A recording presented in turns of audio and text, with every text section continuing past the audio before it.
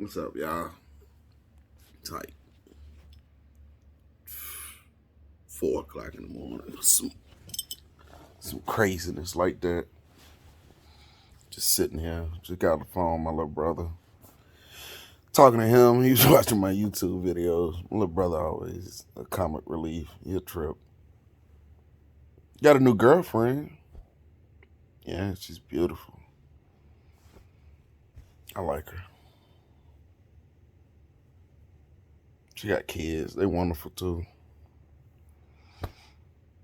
Why am I talking to y'all? 4 o'clock in the morning.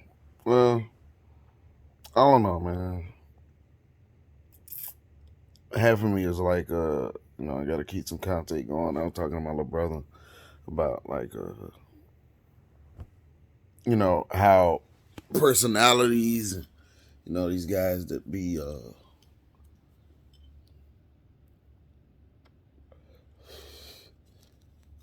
doing their YouTube thing and how they work.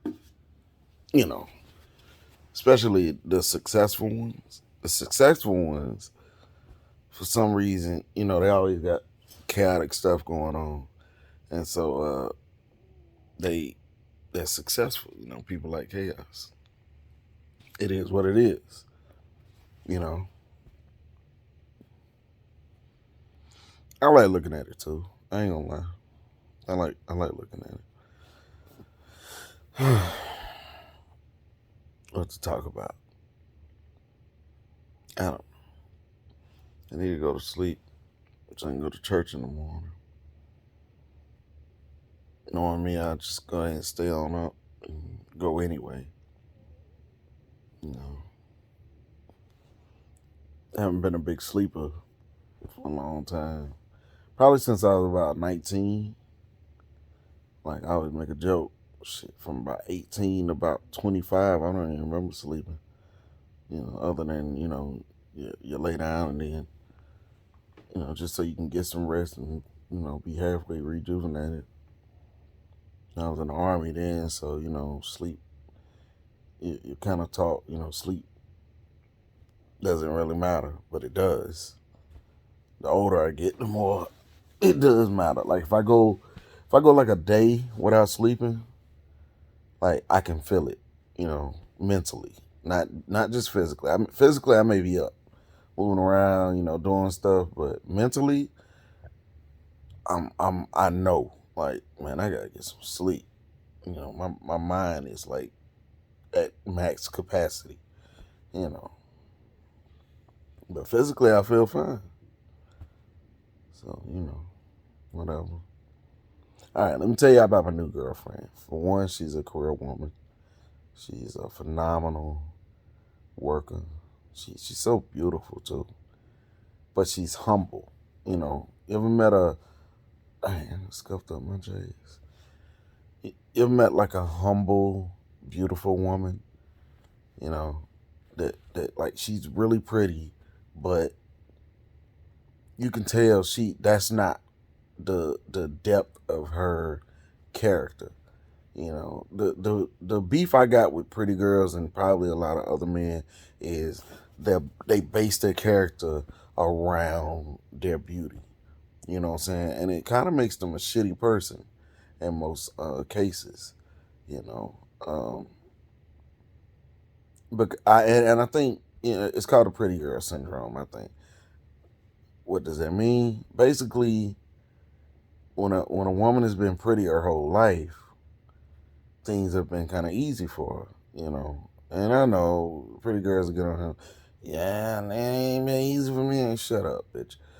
Because for one,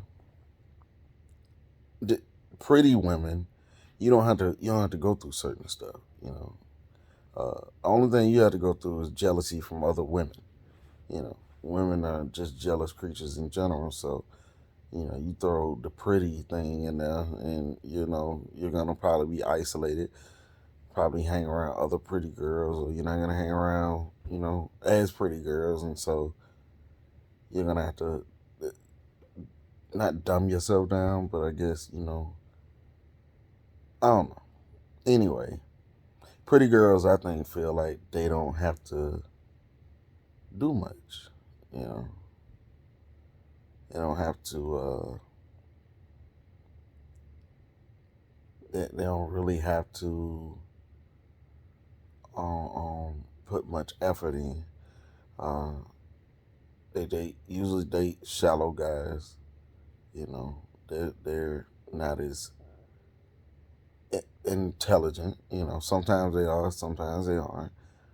And when a super intelligent guy gets with them, you know, they get with them because they're really pretty. What he goes through is what I call a metamorphosis, because he realized, damn, I married a shitty person who's just pretty.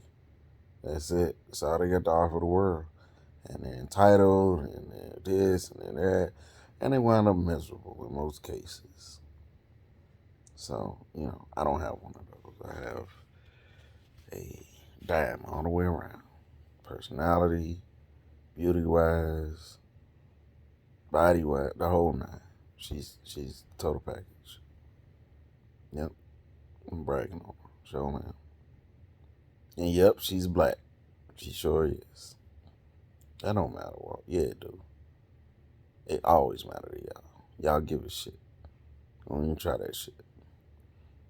When I was with a white woman, I professed my love online for, man, you know how many supporters I lost just because of that? Especially black women. Y'all gotta be ashamed of yourself. Straight up. Straight up. Y'all be ashamed of yourself.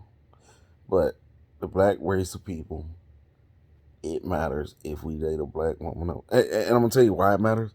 Because they always ask, like, who you talk to? I'm like, oh, you know, I talk to a chick, you know what I'm saying? Is she black or white? Really? No lie, I get that question. I don't know why I get that question, but I get that question.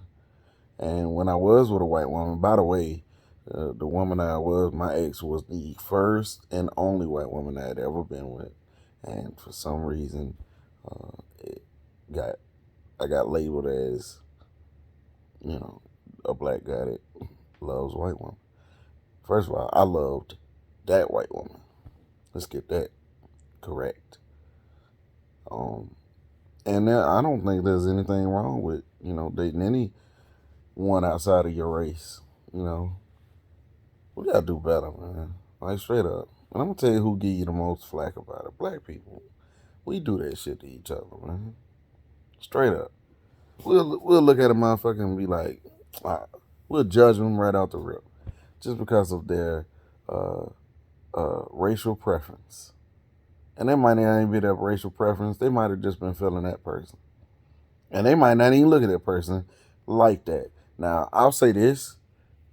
Toward the end of me and my ex's relationship, she started being self conscious about stuff, meaning she started projecting uh, the, the race thing. You know, oh, I know, I'm just some white girl.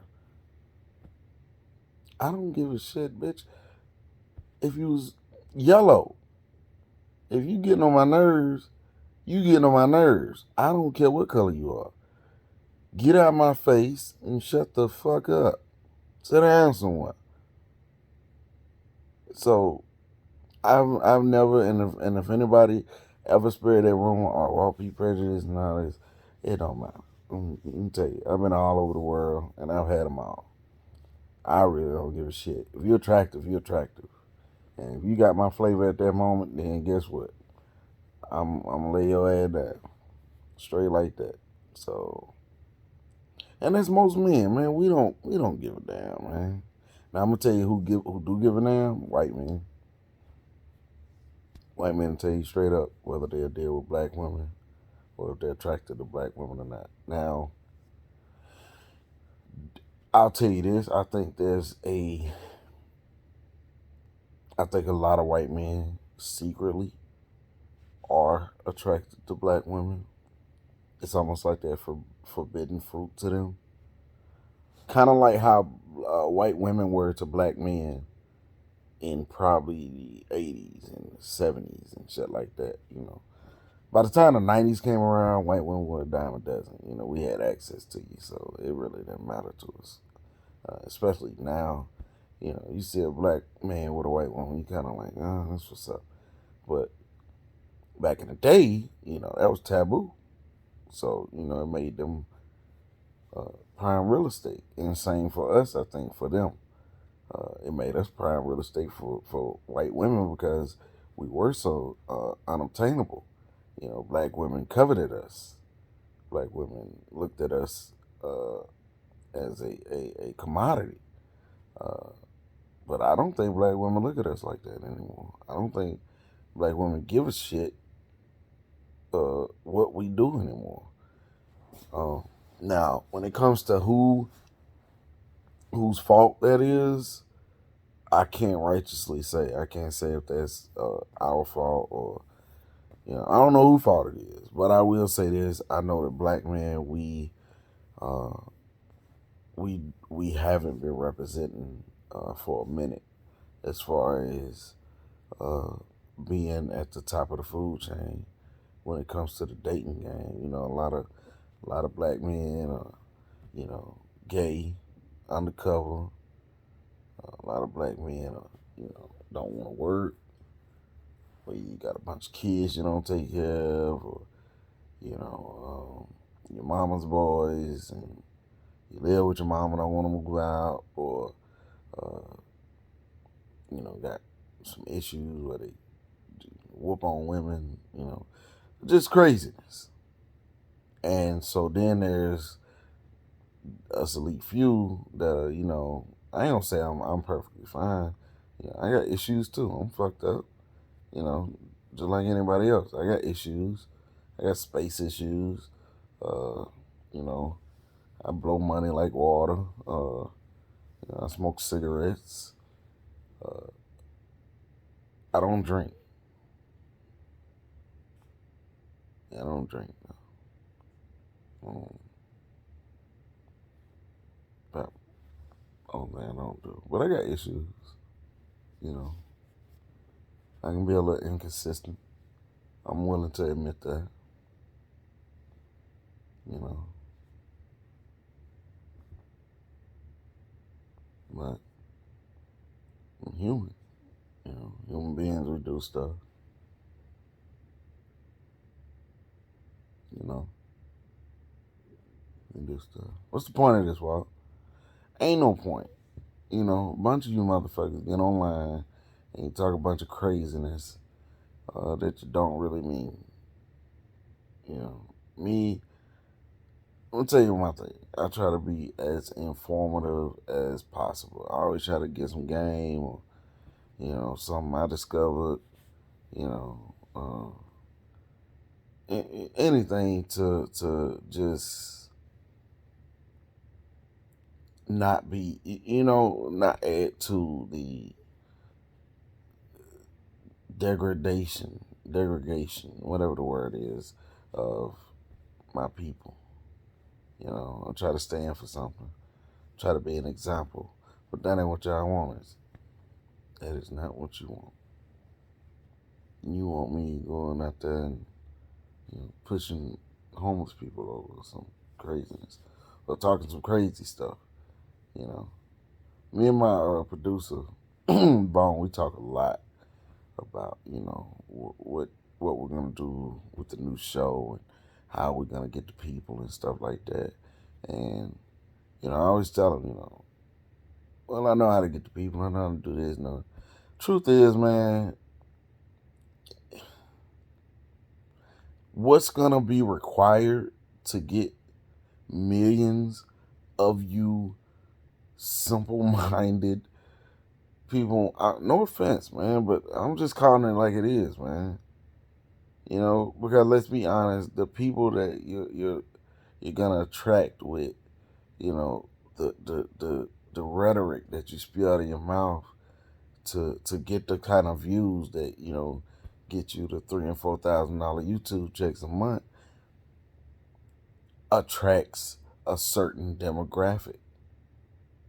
Let's be honest here, man.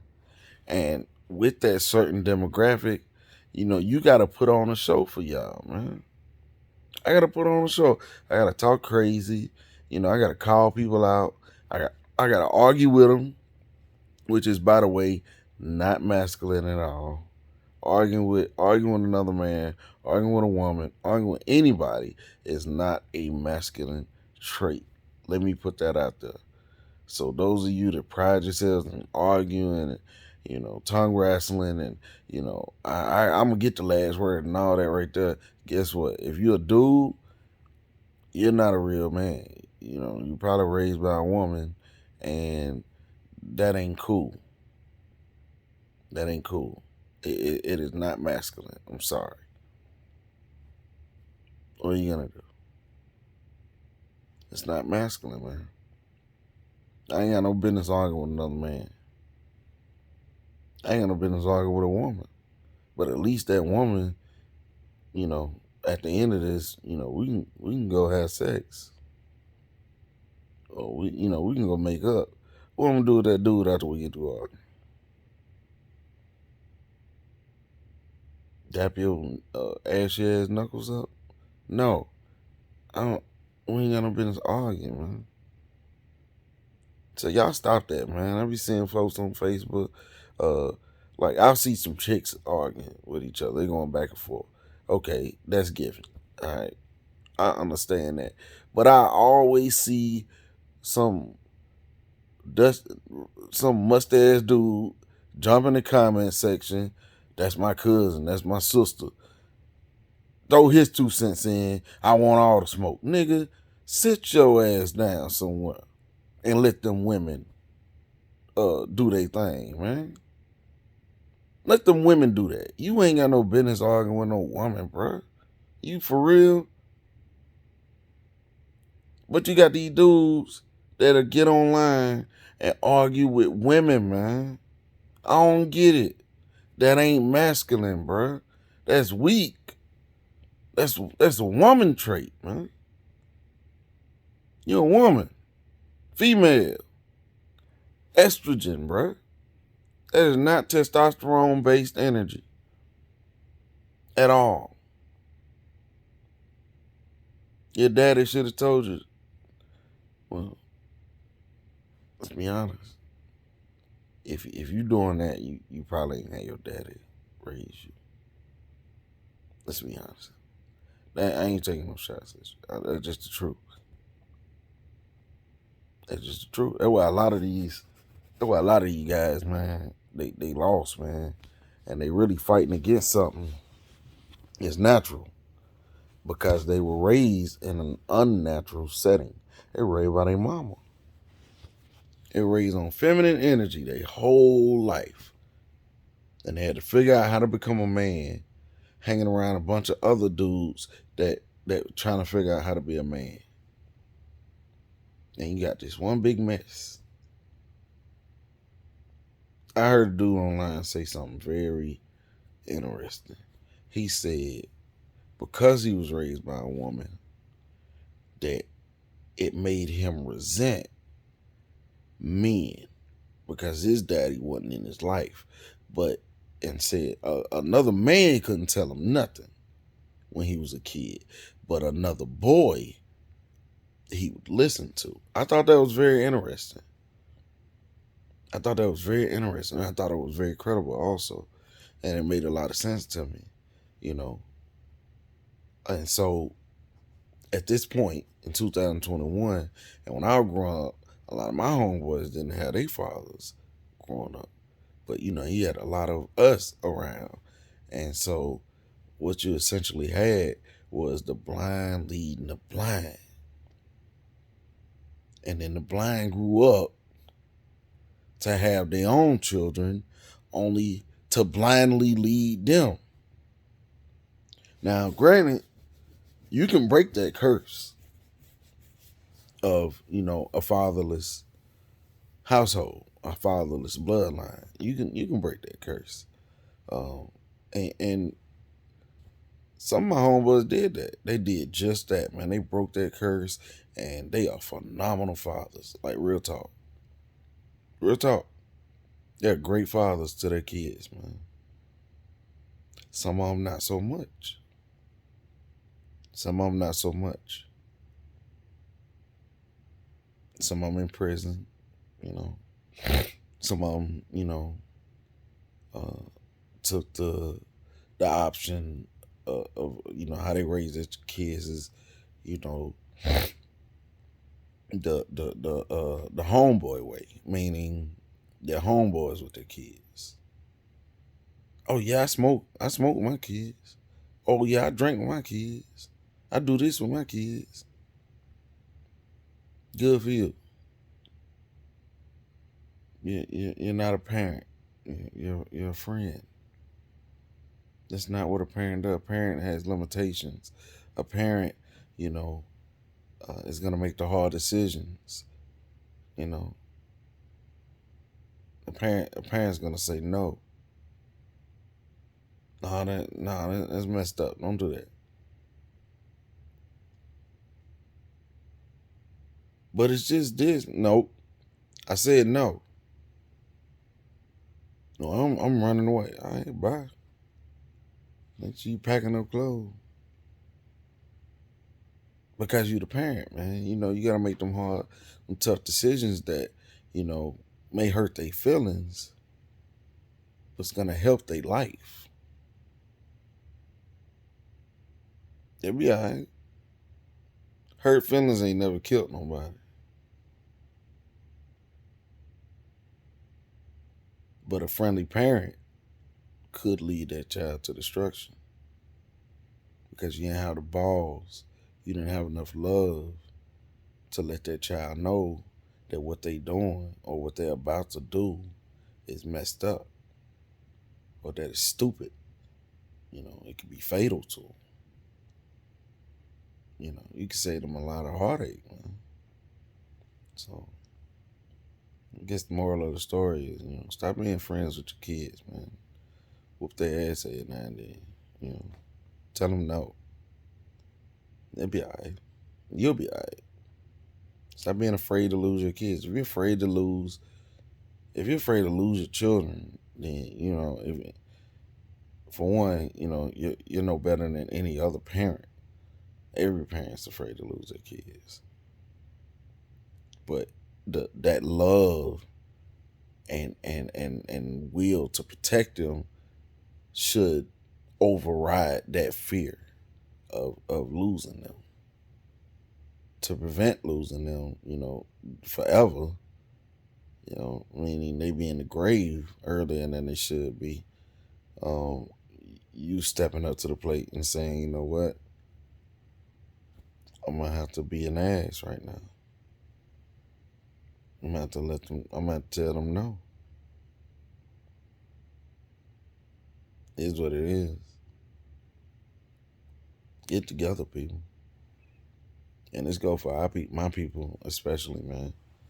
I think we don't let social media and you know everything else distract us from the fact that we at war right now, man. Our kids are at war,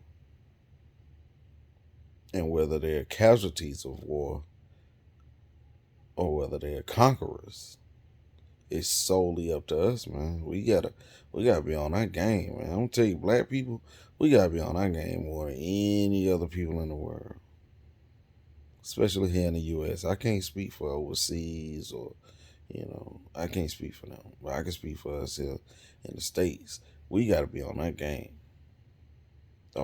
Everybody looking at us, man, and everybody's judging us constantly. They throw their little slick remarks with the racism and stuff like that, and we playing patty cake with each other. We can't do that, man. Your homeboy, your homegirl out here messing up, doing that kind of craziness. You tell them, yeah, girl, that's okay. Shit, them niggas do it too. Nah, man. I'm gonna say that too. I'm gonna say this too. Like, if you're female and your homegirl doing some messed up stuff, scamming, you know, setting niggas up and shit like that, and you sitting there, you not doing it, but you ain't offering any advice for her not to do it. You just as bad. You just as bad. You gonna reap what you sow too. Cause when that money come in, when the benefits come in from that, you spending it right along with it. Like, yeah, girl, you niggas stupid. You keep doing you, girl. Niggas do it all the time. Ain't nothing worse than an instigating female or instigating dude too. But females are worse because I don't think women have that moral. I don't think women are in charge of the moral compass and just the dynamic in general when it comes to men and women. Think about a family setting. 9 times out of 10, it's the man that establishes the moral compass. Think about it. Just think about it. Let's say you got a neighbor that's bugging out, right? Like he using your trash cans, he had company, he parking the cars all in your driveway, all kind of craziness, right? Nine times, nine times 10, the woman, I know this mother ain't parking in my driveway using my trash cans. She ready to go over there and cut up. She ready to go over there and cuss him out, you know, whoop his behind, whatever she thinks she can do, right? And you, the man, because we think logically before we think emotionally. Now let me go talk to him. I'm sure this can be fixed. And 9 times out of 10, if the neighbor is, unless he's a psychopath and just absolutely crazy, once you bring it to his attention, and I'm only giving you an example, a hypothetical example of something. That's all I'm giving you. This, I don't know if this happened. I'm sure it's happened, to somebody. But I'm not saying it has right now. It's a hypothetical situation. That's all I'm giving you guys. I'm no expert in nothing. I just, observe and report. How about that? 9 times 10, the man's gonna go over there. He's gonna talk to him. Hey, bro, you're parking in my driveway. You're using my trash cans. You know, it, can you chill out, bro? And that man, and the man in that situation, you're not gonna go talk to the woman. I ain't got no business talking to your woman. If there's a woman living next door, I ain't got no business talking to her. I want to talk to the man in the situation because he's the one that's gonna come with the rational decision making abilities. And so I want to talk to him. I don't want to talk to somebody gonna hit me with I ain't studying your stinking ass trash can. But fuck your drive. I don't want to talk to somebody who won't do that. I'm not saying it's gonna happen every time exactly like that, but 9 times out of 10 it probably happened like that. So what you gotta do is I want to talk to the dude. So we can resolve this. and the parking in the driveway, hey man, if you got overflow, don't block my car in. I don't mind. Don't be throwing beer cans in my lawn and, doing craziness. I don't mind. Especially if I ain't got nothing going on. You know. I'm not a police calling neighbor. I'm not. My neighbors now, man, they throw parties and have barbecues. There be cars up and down the street. I don't say a word. I even tell them, hey, bro, if they need to, man, they can park over here. Just don't block me in case I need to go somewhere. We cool as a fan. I'm pretty sure if I had anything, which I don't, I could do the same thing. But I would never just do it to be doing it. Like have company over and we have a party and be like, hey man, y'all can park over there if y'all want to. Without, conferring with this person. That ain't cool. Again, I'm giving you a hypothetical situation. I'm just talking. It's like almost 5 o'clock in the morning. Well, That's it. I'm gonna go to sleep. Or at least try. I'm gonna get off church in the morning. Go get God some more time. Because He has been absolutely wonderful to me. That's the truth. Well, y'all be wonderful. Y'all be blessed. And try your best not to get in no mess. Nigga.